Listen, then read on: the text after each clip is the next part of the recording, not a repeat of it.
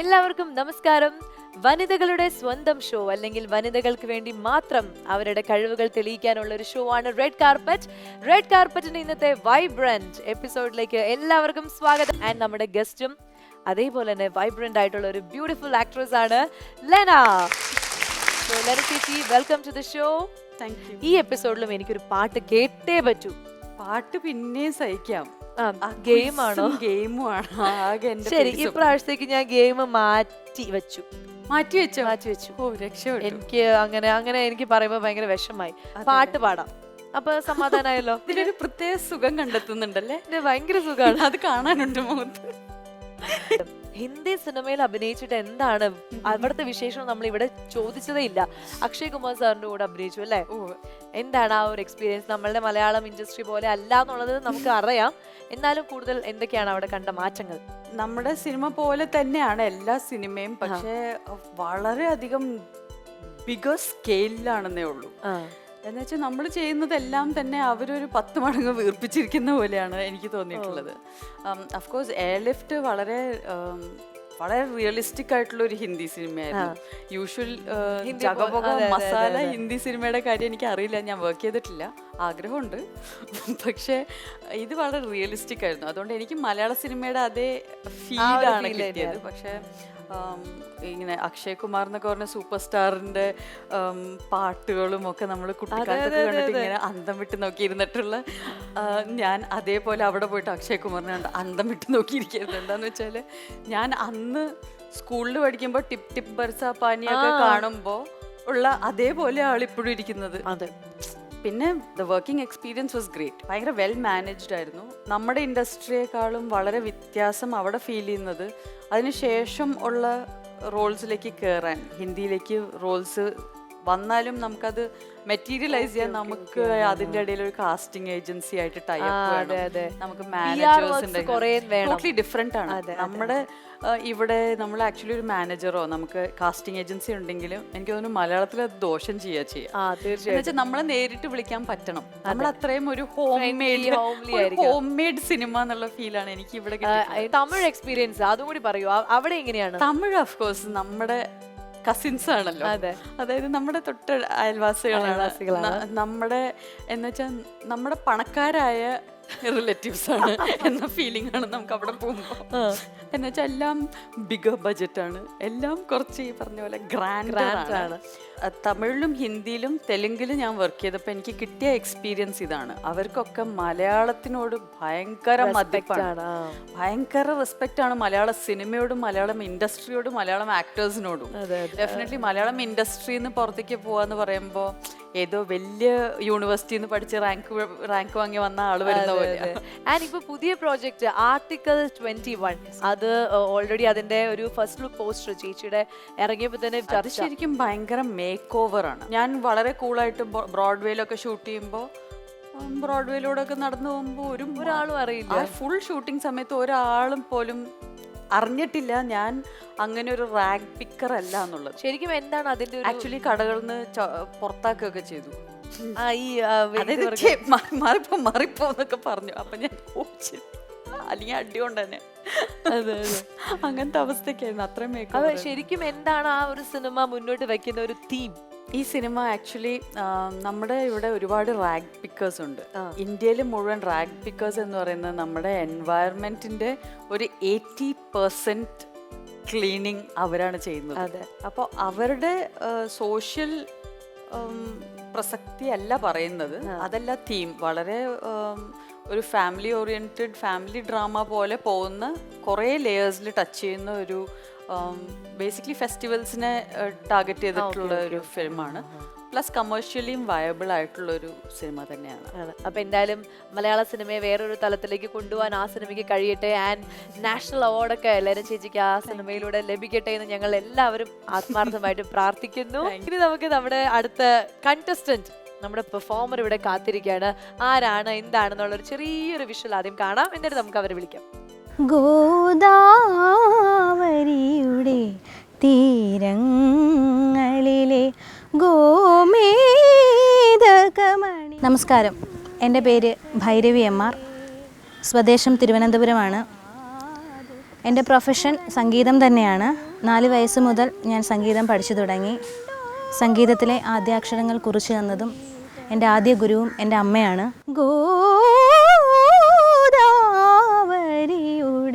തീരങ്ങൾ. തിരുവനന്തപുരം ഗവൺമെൻറ് സ്വാതിനാൾ സംഗീത കോളേജിലെ പൂർവ്വ വിദ്യാർത്ഥിയാണ് ഞാൻ.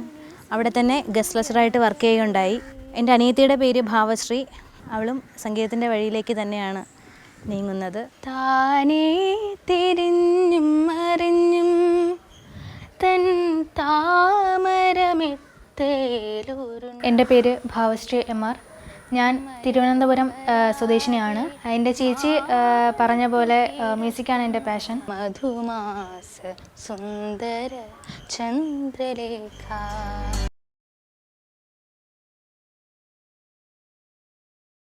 ഇതാണ് എൻ്റെ കുടുംബം. ഇതെൻ്റെ അമ്മ രമ ടി മോഹൻ. അമ്മ തിരുവനന്തപുരം സ്വാതിനാൾ സംഗീത കോളേജിൽ നിന്ന് റിട്ടയർഡായി. എൻ്റെ അച്ഛൻ VS മോഹനചന്ദ്രൻ, മൃദംഗിസ്റ്റാണ്. അച്ഛൻ പത്മനാഭസ്വാമി ക്ഷേത്രത്തിലായിരുന്നു വർക്ക് ചെയ്തിരുന്നത്. ഇതെൻ്റെ ഹസ്ബൻഡിൻ്റെ അമ്മ രാജേശ്വരി സവിത. അതെൻ്റെ അച്ഛൻ, ഹസ്ബൻഡിൻ്റെ അച്ഛൻ. അച്ഛൻ്റെ പേര് രവീന്ദ്രൻ. എൻ്റെ ഹസ്ബൻഡ് അനൂപ് KR. ഇപ്പോൾ സിവിൽ സർവീസിന് പ്രിപ്പറേഷനിലാണ് പുള്ളിക്കാരൻ. ചെറുപ്പം മുതൽ ഞാൻ കുട്ടികളെ പഠിപ്പിക്കുമായിരുന്നു. അപ്പം വരുന്ന കുട്ടികളെ പഠിപ്പിക്കുന്നത് കേട്ടാണ് ഇവർ സംഗീതം പഠിച്ചത്. ഞങ്ങളെ രണ്ടുപേരുടെയും ആഗ്രഹം ഇവർ സംഗീതത്തിൽ എന്തെങ്കിലും ആവണം എന്നാണ്. അവരുടെ നിരന്തര പ്രാക്ടീസ് അങ്ങനെ ആക്കിയെടുക്കാൻ ഞാൻ ആഗ്രഹിക്കുന്നു.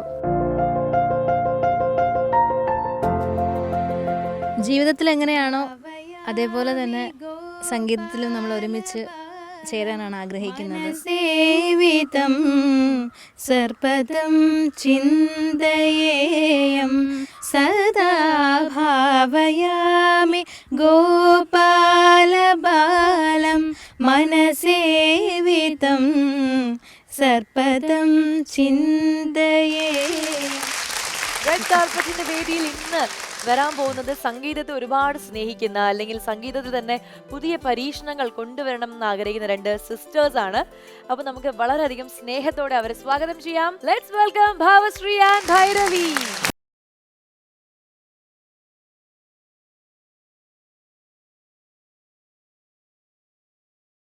ഭാവശ്രീ ആൻഡ് ഭൈരവി, നല്ല കിടിലൻ പേര് കേട്ടോ. അധികം ആൾക്കാർക്ക് കേൾക്കാത്ത പേരുകളാണ് ഭാവശ്രീ ആൻഡ് ഭൈരവി എന്നൊക്കെ പറയുന്നത്. നിങ്ങളുടെ സംഗീത പരീക്ഷണങ്ങളെ കുറിച്ചൊക്കെ പറയൂ. എവിടം വരെ ആയി നിൽക്കുന്നു? അങ്ങനെ ഒരു തലത്തിലേക്ക് ഒരു തലത്തിലേക്ക് പോയിക്കൊണ്ടിരിക്കുകയാണ്. പറയാൻ പറ്റാത്ത ഒരു സംഗീതം എന്ന മഹാസാഗരത്തിന്റെ അതെ അന്തം വിട്ട് നിൽക്കുന്ന 2 സഹോദരികളാണ് നിങ്ങൾ. ആൻഡ് നിങ്ങൾ ഏത് പ്രായത്തിലാണ് ഇത് തുടങ്ങിയത്? ഞാൻ എൻ്റെ 4 വയസ്സ് മുതൽ തുടങ്ങി. ഓ അത് ശരി. ഫാമിലി എല്ലാം ഇത് തന്നെയാണ്. ആണ്. ഇവിടെയോ? സെയിം ആണ്. സെയിം തന്നെയാണ്. എന്താ വേറെ എന്താ ചെയ്യുന്നത് നിങ്ങൾ? ഞാൻ പത്മനാഭസ്വാമി ക്ഷേത്രത്തിൽ വർക്ക് ചെയ്യുവാണ്. അവിടെ വർക്ക് ചെയ്യുന്നു. ഞാൻ കോളേജിൽ PG കഴിഞ്ഞു. ഇനി PhDക്ക് വേണ്ടിയുള്ള പ്രിപ്പറേഷൻ. PhD. ഓ, അപ്പൊ ഒരു ഡോക്ടറേറ്റ് സ്വന്തമാക്കാനാണ് ആഗ്രഹം മ്യൂസിക്കില്. അടിപൊളി. ആൻഡ് നിങ്ങൾക്ക് വേറെ എന്താണ് മ്യൂസിക്കിൽ നിങ്ങൾ വേറെ എന്താണ് ഒരു കാര്യങ്ങൾ ഇന്നോവേറ്റീവ് ആയിട്ട് ചെയ്യാൻ ആഗ്രഹിക്കുന്നത്? ബാൻഡ് അങ്ങനെ എന്തെങ്കിലും നിങ്ങൾക്ക് അങ്ങനെ എന്തെങ്കിലും ഉണ്ടോ? ഇതുവരെ അങ്ങനെയൊന്നും ഇല്ല. പക്ഷേ ഇനി അങ്ങനെ വേണം എന്നുള്ളൊരു തീരുമാനത്തിലേക്ക് ആഗ്രഹമുണ്ട്. എത്തിച്ചേർന്നിട്ടുണ്ട്. ആൻഡ് വേറെ പാട്ടല്ലാതെ വേറെ എന്താണ് ഇൻസ്ട്രുമെന്റ്സ് ഒക്കെ എന്തെങ്കിലും ഒക്കെ വായിക്കും? ഏതൊക്കെയാണ്? മൃദംഗം. ഓ, പിന്നെ കയ്യിൽ കിട്ടുന്ന എന്തും ഇങ്ങനെ വായിക്കാൻ പറ്റും? അതിനൊരു ഒരു പഠിക്കൊന്നും വേണ്ടേ? വെറുതെ കയ്യിൽ കിട്ടുന്നെല്ലാം വായിക്കാൻ പറ്റും? അത്യാവശ്യം നന്നായിട്ട് അവള് പെർക്കഷൻ വായിക്കും. ചെയ്യല്ലേ? അടിപൊളി അടിപൊളി. സോ നമുക്ക് വേണ്ടി ഇന്ന് ആരാ കൂടെ വന്നിരിക്കുന്നത്? എന്റെ ഹസ്ബൻഡ് വന്നിട്ടുണ്ട്. ഓക്കെ, നമസ്കാരം. എന്താണ് ചേട്ടന്റെ പേര്? എന്റെ പേര് അനൂപ് എന്നാണ്. അനൂപ് ഇതിൽ ഏത് മേഖലയിൽ പെടും? ഞാൻ ബൈ പ്രൊഫഷൻ ആക്ച്വലി ഒരു സിംഗർ ഒന്നും അല്ല. ഞാൻ പ്രൊഫഷൻ എഞ്ചിനീയറിംഗ് ആണ്. പിന്നെ ഞാൻ ചെറുതായിട്ട് പാട്ട് പാടുന്നു. അങ്ങനെയുള്ള പരിചയമാണ് ഞാൻ ഭൈരവിയും തമ്മിൽ. ഓ, അങ്ങനെ പാട്ട് പാടി പരിചയപ്പെട്ട love marriage? Love cum arrange എന്ന് പറയാം. അത് വേണ്ട, നമുക്ക് ലവ് മാരേജിൽ ഫിക്സ് ചെയ്യാം. ശരി. ആൻഡ് എവിടെ വെച്ചിട്ടാണ്, ഏത് പാട്ട് കേട്ടിട്ടാണോ ഇഷ്ടപ്പെട്ടത്, അതെയോ ഏതെങ്കിലും പ്രോഗ്രാംസിലാണോ മീറ്റ് ചെയ്തത്? ഒരുമിച്ചൊക്കെ കോമ്പീറ്റ് ചെയ്തിട്ടുണ്ട്. നിങ്ങൾ ഒരുമിച്ചാണോ പഠിച്ചത്? പഠിച്ചത് ഒരുമിച്ച്. ഓ അത് ശരി. അങ്ങനെ യൂത്ത് ഫെസ്റ്റിവൽസിന് പാടി അങ്ങനെയുള്ള ഒരു യാത്രയിലാണ്. സോങ്സിനൊക്കെ ഒരുമിച്ചൊക്കെ ഉണ്ടായിരുന്നു. ഒരു ടീമായിരുന്നു. സമ്മാനമൊക്കെ മേടിച്ചിട്ടുണ്ട്. അപ്പൊ കുറച്ചുകൂടി നല്ലൊരു സിംഗറാണ് ഞാൻ. അടിപൊളി. അപ്പൊ എന്തായാലും ഭയങ്കര സപ്പോർട്ടീവ് ആയിട്ടുള്ള ഒരു ഹസ്ബൻഡ് ആണ്. അപ്പൊ ഇന്ന് നമുക്ക് വേണ്ടി എന്താണ് പെർഫോം ചെയ്യാൻ പോകുന്നത്? നമ്മളിപ്പം രണ്ടുപേരും ഒരു 4 സോങ് നോക്കിയിട്ട് വന്നിട്ടുണ്ട്. ഓക്കെ, ഫസ്റ്റ് ഭാവശ്രീ പാടും, ഭാവശ്രീ പാടും, അതിനുശേഷം ഞാൻ പാടും, ഭൈരവി പിന്നെ ഒരു പാടും. ഡുവൈറ്റ് ഉണ്ട് നമ്മുടെ രണ്ടുപേരും. ഓക്കെ, ലെന ചേച്ചി എന്താണ്? ഞാനിത് കേൾക്കാൻ കാത്തിരിക്കാന്ന് വെച്ചാൽ രണ്ടുപേരെയും കണ്ട അത്രയും ഡിഫറെൻ്റ് ആണ്. അപ്പോൾ ഇതെന്തെങ്കിലും ഫ്യൂഷൻ ഐറ്റം ആണോ വരാൻ പോകുന്നത് എന്നുള്ളതൊക്കെയാണ് എൻ്റെ മനസ്സിൽ ഇപ്പോഴത്തെ ചിന്തകൾ. എന്തായാലും കണ്ടറിയാലോ, അതുകൊണ്ട് ഇപ്പോൾ കാണാൻ പോകുന്ന പൂരം നമ്മൾ പറഞ്ഞറിയിക്കുന്നത്. All the best. ഇനി ഒരു ക്ലാസിക്കൽ സോങ്. ക്ലാസിക്കൽ സോങ് ആണ്, പക്ക ക്ലാസിക്കൽ ആണോ? അതെയോ ഒരു ക്ലാസിക്കൽ ത്യാഗരാജസ്വാമിയുടെ ബണ്ടൂരീതി കോലോ എന്ന് ആ പറഞ്ഞ ഹാ ഹാ ആ കീർത്തനം. കൃതിയിലേക്ക്. Okay, so all the best.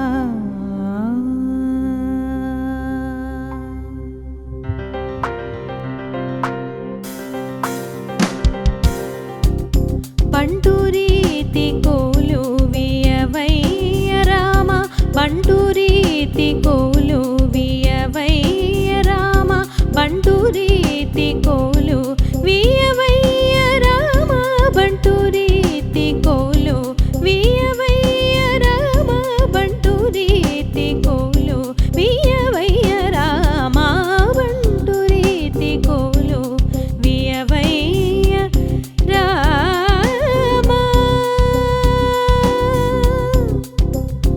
Rama.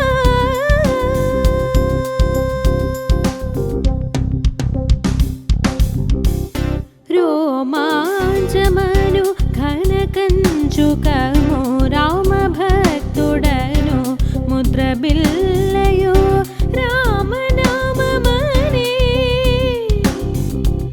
ఏ ఏ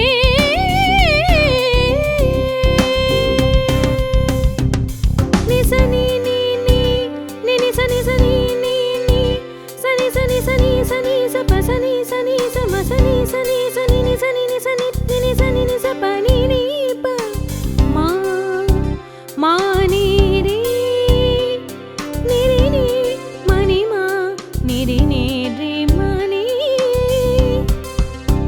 మా ప సా ని రి స స స ని ని స ని ని స స స స ని స ని స ని స ని స ని స ని ని ని స ని ని స ని స ని ని స ని ప ని స ని ని స ని స ని స ని స ని ని స ని ని స ని స స ని స ని ని ని ని ని స ని ని ని ని ని ని స ని స ని స ని ని ని ని స ని ప మ ని మ ప స ని ని స ని స ని ప మ ని మ ప ని స స స ని స ని ప మ ప ని స ని ని ని మ ని స ని స ని మ ప మ ని ని మ మ ని ని స ని స ని మ ని స స ని స ని స ని స స ని స ని స ని స స ని ని ని ని ని ని ప ప ని ని స స ని స ని మ ని స ని ని స ని ప మ ప ని స ని స ని ప మ ప ని స ని ప ని స ని మ రి స ని ప రి స ని ప మ స ని ప మ ని మ ని స ని ప ని ని స ని ప మ ప స ని ని ప మ రామ నామ మ ని వర కట్కమి వేరాజిల్లునయ్య త్యాగరాజు నీకే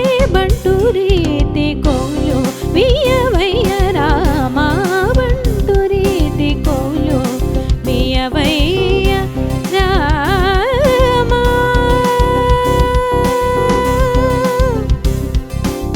రామ.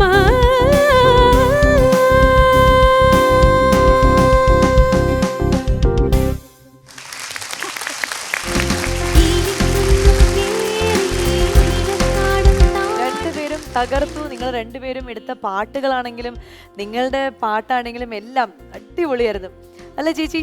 വരൂ.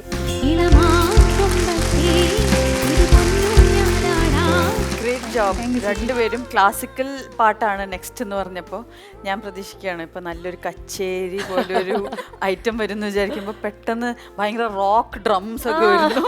ഭയങ്കര രസമുള്ള. ഞാൻ പക്ഷെ ഇവരുടെ ഡ്രസ്സ് കണ്ടിട്ടാണ് ഈ ഫ്യൂഷൻ എന്നൊക്കെ ആലോചിച്ചത്. പക്ഷെ അതേപോലെ തന്നെയായി. അതെ, നമ്മള് കേൾക്കുമ്പോഴും അതേപോലെ ഒരു സുഖം ഉണ്ടായിരുന്നു. എസ്പെഷ്യലി ആ ജാനകി അമ്മയുടെ പോർഷൻ നിങ്ങൾ ഡുവറ്റ് ആക്കിയപ്പോൾ അതൊരു പ്രത്യേക ഫീലായിരുന്നു, ഗംഭീരമായിരുന്നു.